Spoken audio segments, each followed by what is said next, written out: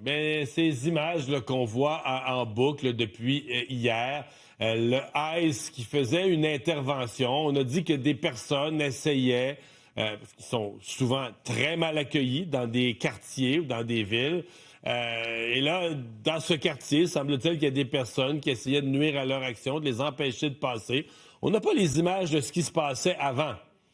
Mais on voit les images d'une femme qui est en train de se reculer, là, qui se revire. On la voit cramper ses roues d'un côté de reculons et les cramper dans l'autre sens pour repartir dans l'autre direction, pouvant nous laisser croire qu'elle était en train de quitter les lieux. Quoi qu'il en soit, semble-t-il qu'un policier qui était comme au coin du véhicule, un peu en avant, se serait senti menacé et a tiré sur la conductrice.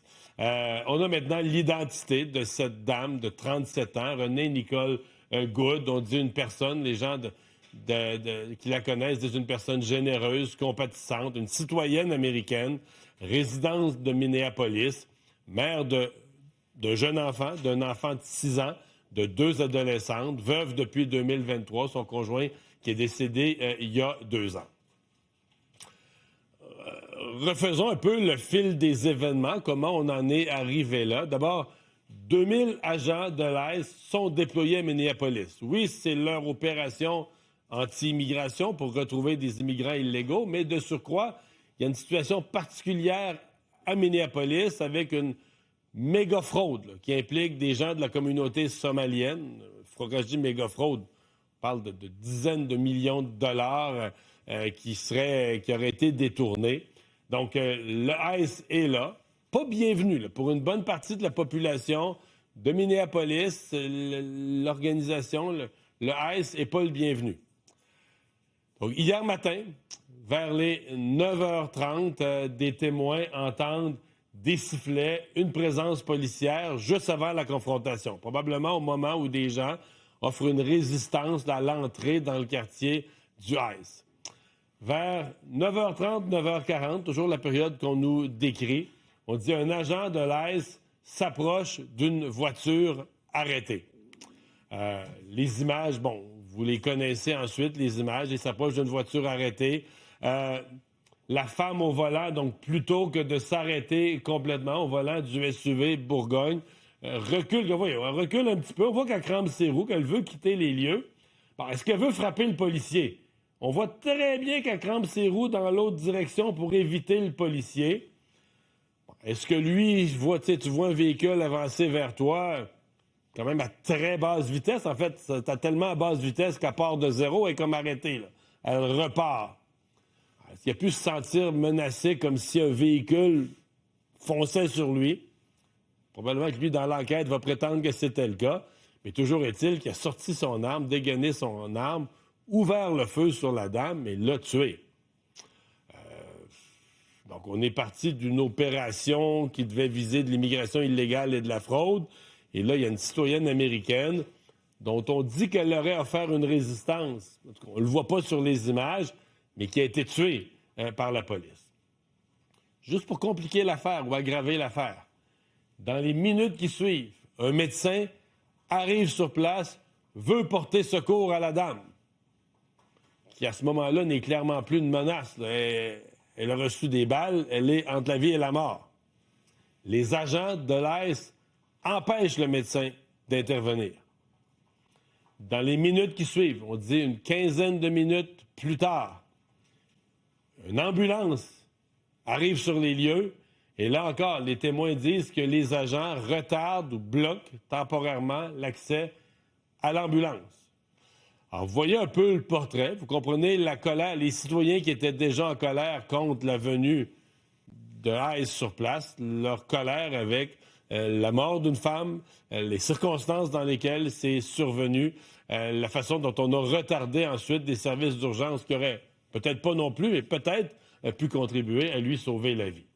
Hier soir, veillez à la chandelle. Hier, c'était pacifique, là. Veillez à la chandelle, des centaines de personnes rendent hommage à la victime. Maintenant, aujourd'hui, c'est plus tendu, là. D'abord, les écoles sont fermées. Les autorités ont gardé les écoles fermées pour le reste de la semaine par mesure de précaution.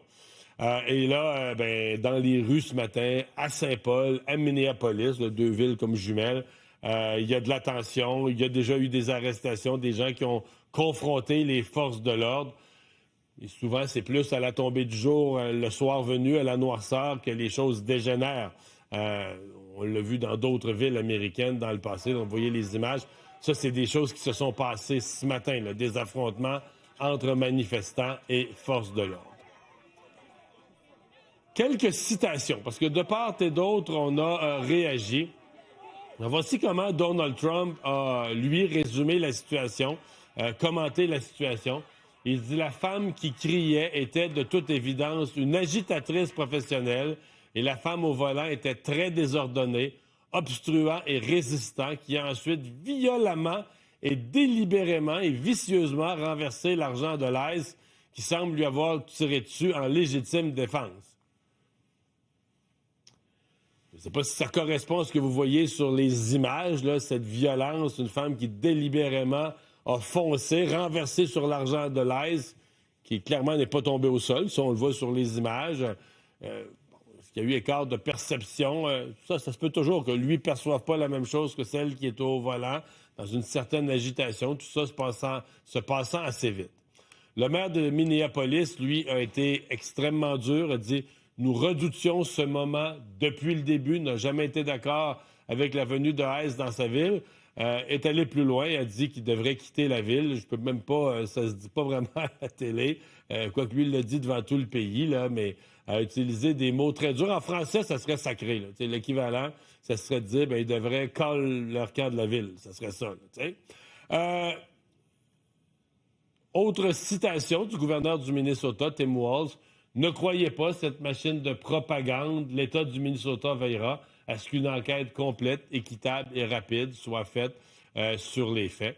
Et on pourrait aussi citer la secrétaire à la sécurité intérieure, Mme Noam, qui a dit que pour elle, là, c'était ce qu'a fait cette femme, méritant la mort, selon elle, c'était du terrorisme intérieur. Donc, ce qui s'était vécu là, ce qu'a fait cette citoyenne, là, c'était du terrorisme intérieur. Encore là, est-ce que c'est ce qu'on voit sur les images du terrorisme intérieur d'une femme qui est en train de se revirer pour s'en aller dans un VUS, une Américaine ordinaire de 37 ans? Je ne sais pas. Moi, ça me semble pas, au premier coup d'œil, correspondre à la définition.